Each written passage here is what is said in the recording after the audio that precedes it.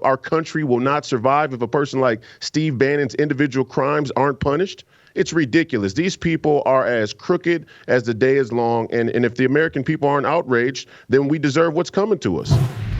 Royce, Steve Bannon, through, I guess, a fund that was supposed to be directed towards building the wall and border security, he's being prosecuted.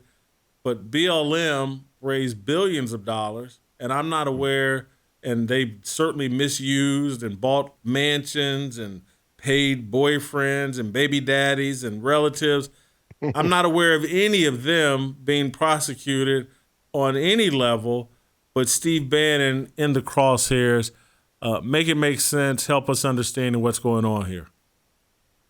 Asymmetrical warfare. It's on.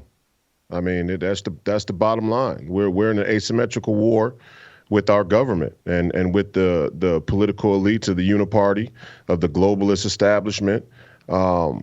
It's hard for me because obviously Steve's a friend and a mentor of mine, and I know his family well, and I know where his heart is. He's a good person. He's a hero, really. He's an American hero, no doubt.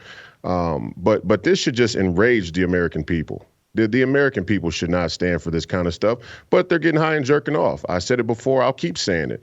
If these things don't enrage you, slowly but surely, you're losing your citizenship.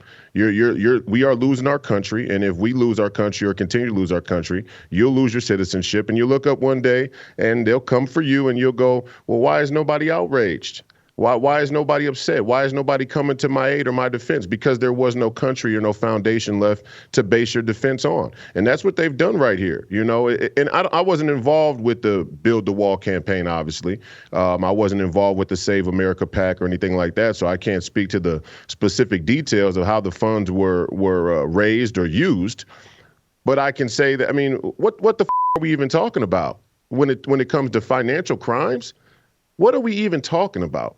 Honestly, I mean, Ilhan Omar gives her husband $15,000 a month, his firm, right? She divorced her Somali husband, her Muslim husband, for a Jewish man and gives him $15,000 a month. Or let's say she gives the Democratic Party $15,000 a month now, and then the Democratic Party here in Minnesota writes a check to her husband for $15,000. So you got that happening. You got George Soros, who's not even an American citizen. He's donating $250,000 to the Minnesota Democratic Party alone. You got Mark Zuckerberg, who gives $100 million of his own personal money, which is way beyond a contribution in kind and should violate financial campaign law. I mean, this stuff is happening all over the place. This is selective prosecution. And here in New York, you had probably one of the first times in American history where the legislator preemptively signed into law the ability to reverse a presidential pardon. And it goes back to the problem in D.C. too, where there was a selective prosecution of Bannon, where Eric Holder, for example, under Obama, had presidential executive privilege, and they say, well, no, Eric Holder, that's a different situation, they didn't prosecute him. But Steve Bannon's in the crosshair. Why? Why do people actually believe that they're going after Steve Bannon? Because he's such a bad guy, and if these crimes don't get brought to justice, then the idea of America won't hold up. Our country will not survive if a person like Steve Bannon's individual crimes aren't punished. It's ridiculous. These people are as crooked as the day is long, and if the American people aren't outraged, then we deserve what's coming to us. Obviously what's going on with Steve Bannon is connected to Joe Biden's speech a week ago in Philadelphia and the whole framing of anybody that supports President Trump, the MAGA Republicans, and Steve Bannon would certainly be considered one of those, as he was one of the early architects of Trump's success.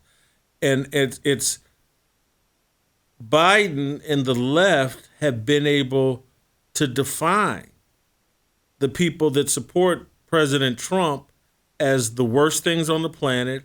And so people are just kind of shrugging their shoulders and like, well, they deserve it. He's a MAGA Republican. And don't you know they're the greatest threat to our democracy in the world? Our president told us that. The FBI runs around the country and tries to frame and tries to bait Donald Trump supporters into committing crimes, and so the indifference, the apathy, and what people don't understand, it's like these tactics that you're all sitting around watching and saying, that's not me. One day that will be you. One day these very tactics will be used against you or someone you love.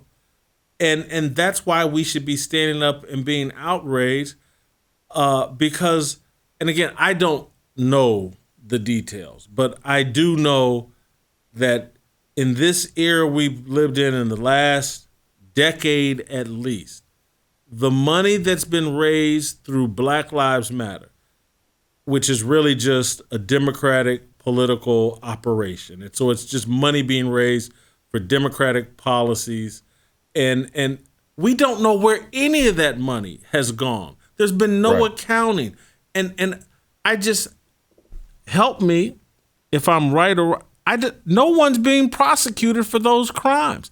That they raised money off the death of George Floyd, Eric Garner, and all these black men. None of that money has been spent on helping those people from similar circumstances. Yep. It's all enriched a handful of LGBTQ soldiers, but no one's going to jail. The people that looted and burned and caused chaos in their cities, we raise money to get them out of jail. Yeah. But Steve Bannon is public enemy number one. He wasn't even involved in January the 6th. He was already out of the Trump White House. But to me, they're going after him to send a message to me, to Royce White, to TJ Moe, and to everybody else. Stay away from Trump. Yeah. And be good. If we can ever get Trump in a court and put him behind bars, we don't want anybody complaining because you might be next.